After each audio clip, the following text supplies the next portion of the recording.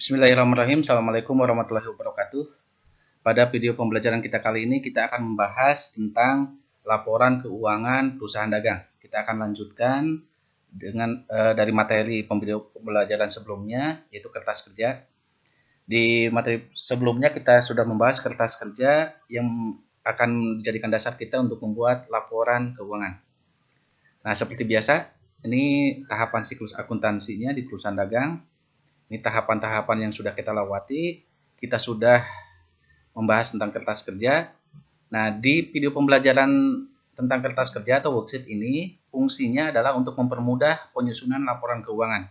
Nah, data yang ada di kertas kerja ini akan dijadikan dasar kita untuk membuat laporan keuangan. Nah, laporan keuangan yang akan kita bahas itu ada 3. Laporan laba rugi, laporan perubahan modal, dan laporan neraca. Nah, bagaimana pembuatan laporan keuangan untuk perusahaan dagang? Kita akan bahas pada video pembelajaran kita kali ini. Sekarang kita akan coba membahas membuat laporan keuangan di perusahaan dagang. Laporan keuangan di perusahaan dagang untuk PD Makmur yang dicontohkan di video pembelajaran sebelumnya kita akan bahas sekarang bagaimana laporan keuangannya. Nah, laporan keuangan di perusahaan dagang yang pertama kita bahas satu-satu, laporan laba rugi. Sebelum membuat laporan laba rugi, penyajiannya bagaimana, kita akan bahas terlebih dahulu perhitungan di dalamnya, perhitungan yang ada di laporan laba rugi. Nah, datanya diperoleh dari mana? Datanya untuk laporan laba rugi ini diperoleh dari kertas kerja kolom laba rugi atau worksheet dari kolom laba rugi. Yang di video pembelajaran sebelumnya kita sudah bahas kertas kerjanya atau worksheetnya. Intinya adalah laporan laba rugi itu kita membandingkan pendapatan dengan beban. Jadi pendapatan dikurangi dengan beban. Nah, pendapatan di perusahaan dagang adalah penjualan bersih. Nah, jadi perhitungannya adalah perhitungan mencari penjualan bersih terlebih dahulu. Bagaimana cara mencari penjualan bersih? Nah, penjualan bersih itu diperoleh dari penjualan dikurangi dengan hasil tambahan potongan penjualan dan retur penjualan. Jadi kalau dibuka kurung kurawangnya berarti penjualan dikurangi potongan penjualan dikurangi retur penjualan. Nah, seperti itu. Jadi nanti akan menghasilkan penjualan bersih. Kalau ada pendapatan lain-lain bisa menambah pendapatan. Nah, untuk golongan beban, kalau di perusahaan dagang itu ada perhitungan harga pokok penjualan atau HPP. Nah, perhitungan HPP ini diperoleh dari persediaan barang dagang awal. Nah, di video pembelajaran tentang jurnal penyesuaian ada pembahasan persediaan barang dagang awal. Ditambah pembelian bersih dikurangi persediaan barang dagang akhir. Nah, ini yang hasil pemeriksaan. Nah, persediaan barang dagang awal ditambah pembelian bersih. Nah, pembelian bersih itu ada perhitungannya juga. Cara mencari pembelian bersih adalah pembelian ditambah dengan beban angkut pembelian dikurangi dengan hasil tambahan potongan pembelian dan retur pembelian. Atau kalau kurung kurawangnya dibuka berarti pembelian tambah beban angkut pembelian dikurangi potongan pembelian dikurangi juga retur pembelian. Jadi ini pengurang semuanya. Itu cara mencari pembelian bersih.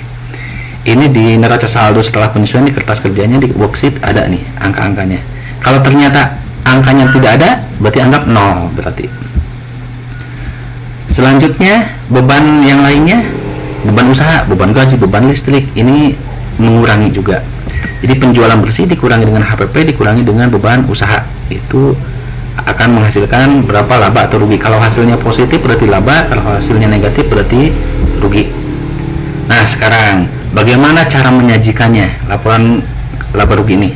Cara menyajikannya adalah pertama judulnya dulu, PD Makmur laporan laba rugi per 31 Desember 2019. Pertama kita sajikan pendapatannya terlebih dahulu. Cara menghitung pendapatan, nih tadi kita cari penjualan bersih. Angka-angkanya dari kertas kerja atau dari worksheet kolom laba rugi. Nah, ini pengurangnya potongan penjualan, kita jumlahkan pengurang penjualannya. Nah, kita sejajar tulisnya dengan 6.600.000 penjualannya. Nanti kalau dikurangi itu akan menghasilkan penjualan bersih. Nah, berarti penjualan bersihnya sudah diketahui 6.400.000. Dari 6.600.000 dikurangi 200.000. Nah, ini cara penyajian laporan laba ruginya. Ini sama perhitungannya, penjualan dikurangi dengan potongan dan retur. Gitu. Berikutnya kita cari harga pokok penjualan. Nah, cara mencari harga pokok penjualan, pertama kita sajikan dulu mencari pembelian bersih dulu. Nah, pembelian bersih. Nah, pembelian ini kebetulan tidak ada beban angkut nih. Langsung ke pengurang pembeliannya, potongan pembelian dan retur pembelian. Ini kita tambahkan seperti ini, berarti pengurang pembelian. Nah, ketika dikurangi, ini adalah pembelian bersihnya. Kalau ada beban angkut pembelian nih, beban angkut pembelian itu menambah pembelian. Kebetulan di soal ini tidak dimunculkan pembelian beban angkutnya. Nah, pembelian bersih ini diperoleh dari pembelian ditambah dengan beban angkut pembelian, berarti beban angkut pembeliannya dianggap 0, dikurangi dengan nih tambahan dari potongan pembelian dan retur. Ini pengurangnya seperti itu. Ini 4.655.000 adalah pembelian bersih. Selanjutnya, nah kita sandingkan dengan persediaan barang dagang awal. Ini yang awal, yang ada di neraca saldo yang awal 1.500.000.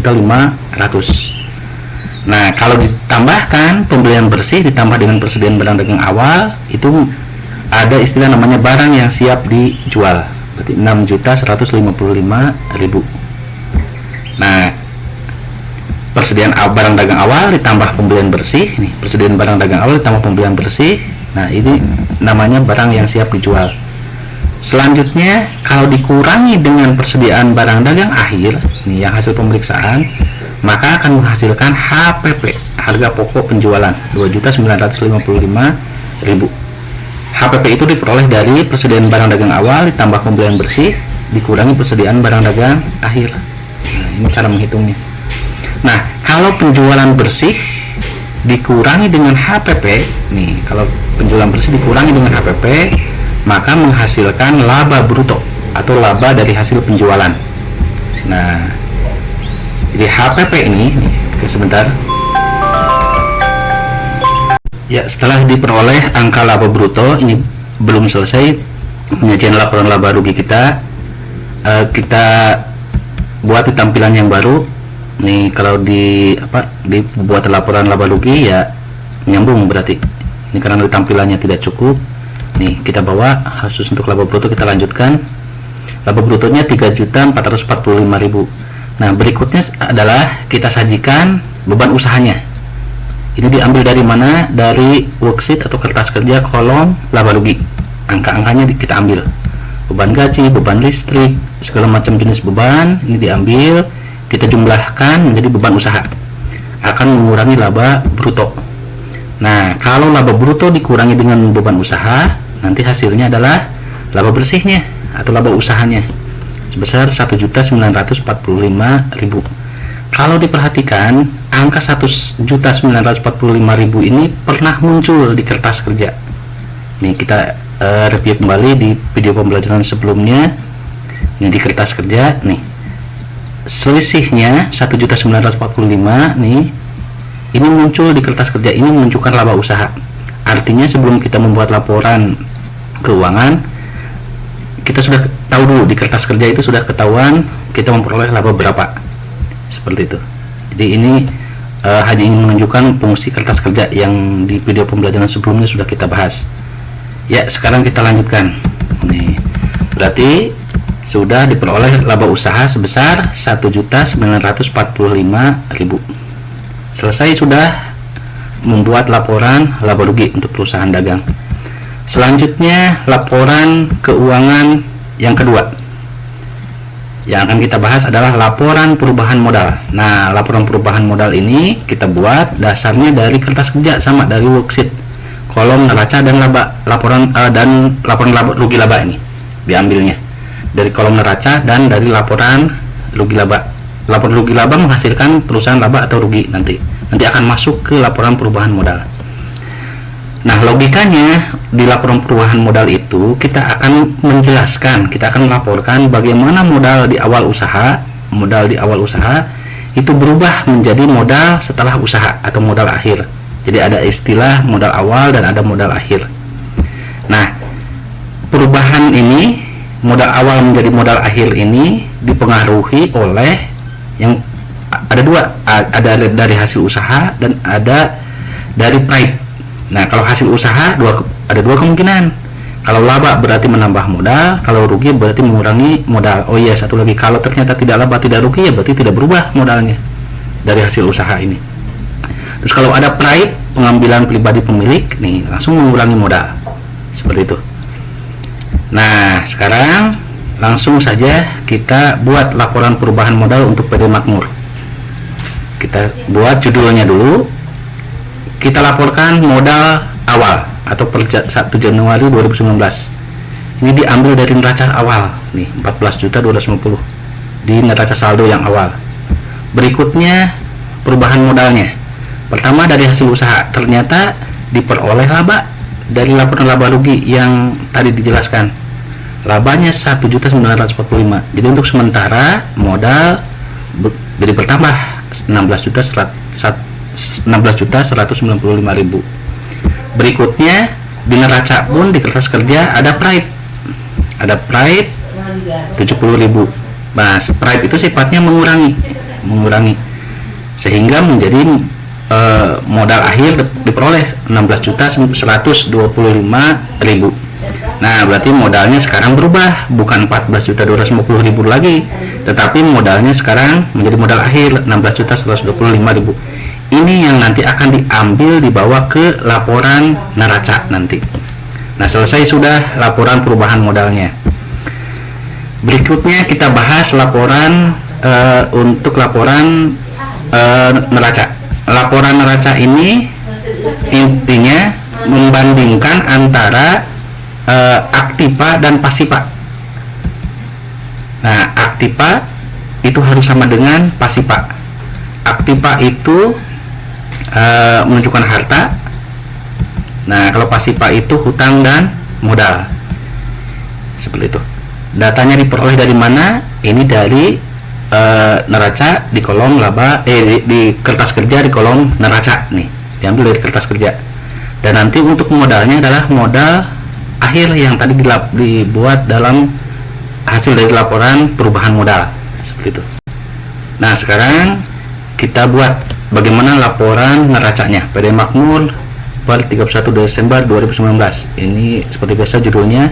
Ini dicontohkan dalam bentuk T. Yang sebelah kiri kita akan laporkan harta dan sebelah kanan dilaporkan pasivanya, kewajiban tambah modalnya. Jumlah kiri dan kanan harus sama. Ini bentuk penyajian bentuk T seperti ini. Aktiva, pasiva. Nah, kita jelaskan dulu, kita sajikan dulu yang hartanya. Hartanya diperoleh dari mana? Dari kertas kerja kolom neraca. Pindahkan seadanya nih. Yang pasivanya juga kita siapkan. Ini yang harta dulu. Harta itu ada harta lancar, ada harta tetap. Nah, di kertas kerja kita sajikan nih kas, piutang dagang, sewa dibayar di muka, persediaan barang dagang, dan ada perlengkapan toko. Ini kita tuliskan, dan peralatan itu masuknya ke harta tetap. Nah, peralatan toko itu ada akumulasinya. Akumulasi itu pengurang dari harta yang disusutkannya, berarti peralatan toko. Nanti dibuatnya menjadi nilai buku istilahnya, nilai buku peralatannya. Jadi bukan 4.500.000 lagi ya, karena setelah dikurangi 400.000. Jadi nilai buku dari peralatannya tinggal 4.100.000. Harta ini kalau dijumlahkan itu jumlahnya ada sebesar 16.375.000. Nih harta ini. Seperti itu. Nah, sekarang untuk yang kewajibannya, sisi pasivanya. Hutang dagang 150.000, hutang gaji 100.000, maka dijumlahkan menjadi total kewajibannya 250.000. Nah, untuk modalnya ambil modal Tuan Wildan dari laporan perubahan modal, bukan yang 14 juta tapi yang 16 juta nih, yang dari laporan perubahan modal.